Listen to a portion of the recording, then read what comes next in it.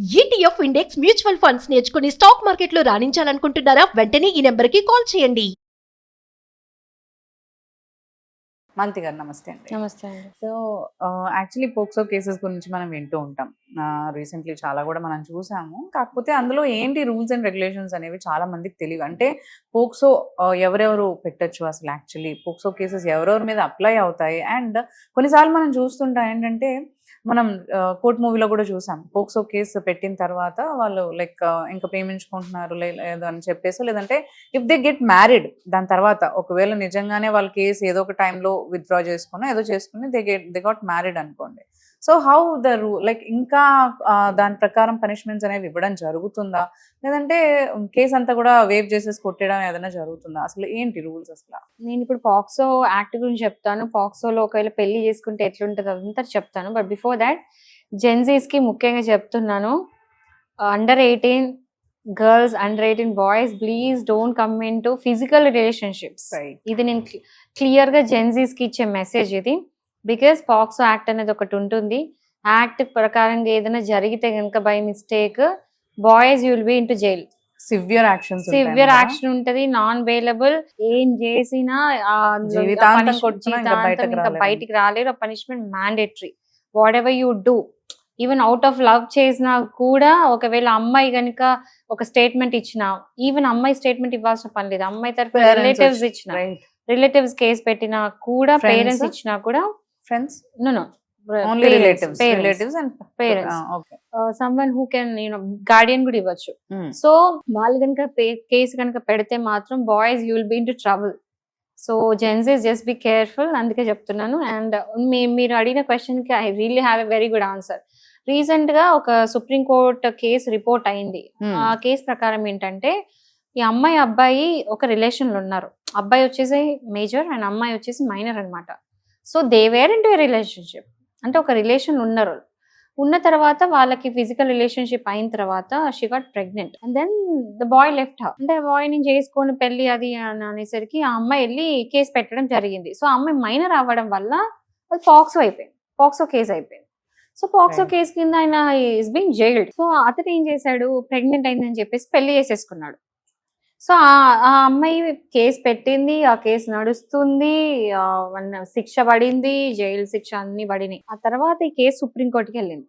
Okay. So సుప్రీంకోర్టుకి వెళ్ళిన తర్వాత సుప్రీంకోర్టు కేసుని చాలా బాగా అనాలిసిస్ చేసి ఆ అబ్బాయిని బయటికి రిలీజ్ చేసింది. వితౌట్ అంటే ఏం శిక్ష ఏం శిక్ష. జనరల్లీ పాక్సో కేసు ఏందన్నప్పుడు ఒకసారి కేసు ఫైల్ మనం ఇంతకుముందు డిస్కస్ చేసుకున్నాం. ఒకసారి పాక్సో కనుక ఫైల్ అయితే కంపల్సరీ శిక్ష పడిద్ది.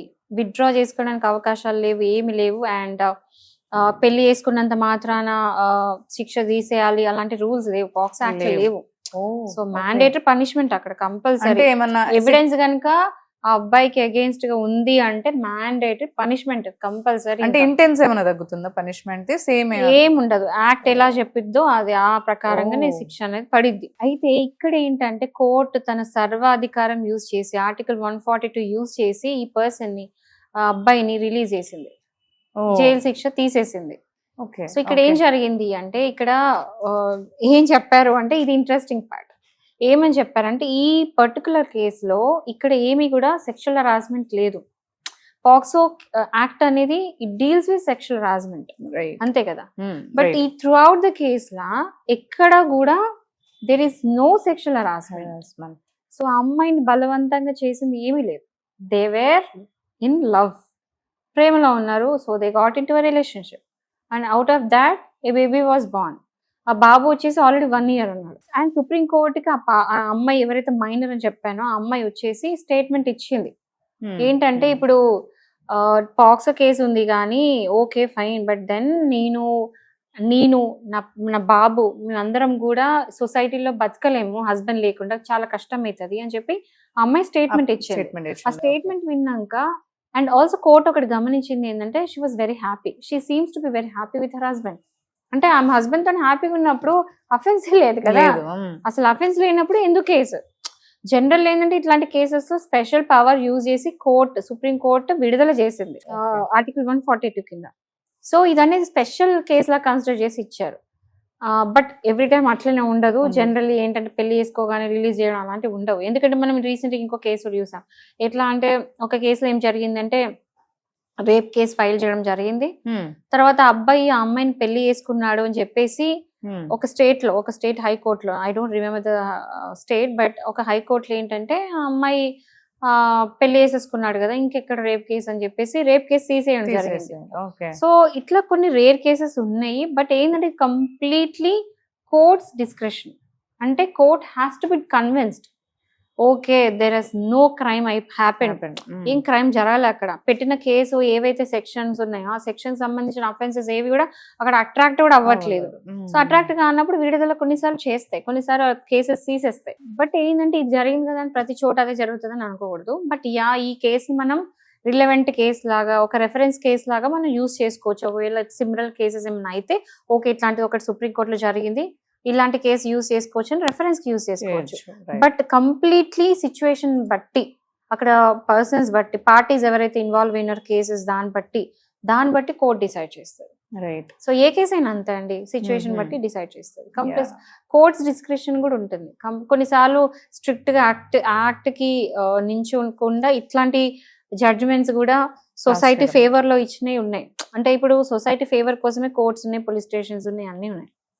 బట్ ఆ ఫేవర్ జరిగినప్పుడు ఇంకా లా ఎందుకు? సో ఇక్కడ ఫేవర్ చేసింది, ఎందుకంటే ఆ అమ్మాయి వచ్చేసి నా భర్త నాకు కావాలి, కేసు వద్దు అని చెప్పినప్పుడు సుప్రీంకోర్టు వినాల్సిందే కదా, సుప్రీంకోర్టు కూడా వినాల్సిందే.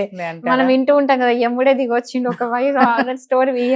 సో ఇక్కడ సుప్రీంకోర్టు దిగి రావడం పెద్ద ముచ్చట. సో ఇక్కడ ఇంకో డౌట్ ఏమొచ్చింది అని అంటే, ఒకవేళ if girl is minor and like అదే మేజర్ ఉన్నాడు అబ్బాయి, దే గాట్ మ్యారీడ్ అండ్ ఇప్పుడు ఒకవేళ పేరెంట్స్కి అది ఇష్టం లేదు అని అనుకున్నా, లేదంటే if that is not going good అని, లేదంటే బెదిరించి చేసుకున్నాడో ఏదో, ఒకవేళ మ్యారేజ్ అయిపోయిన తర్వాత కూడా ఎవరన్నా పోక్సో వేయొచ్చా? యాక్చువల్లీ మ్యారేజ్ అయిన తర్వాత అని మ్యారేజ్ కి దీనికి సంబంధం లేదు.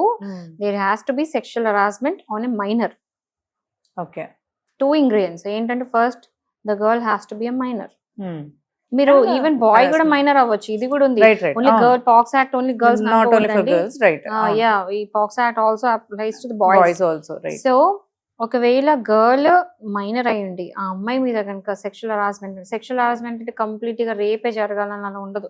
Even minor acts of harassment also ఇష్టం లేకుండా, ఇష్టం లేనిది అనకంటే to be precise something which is not acceptable.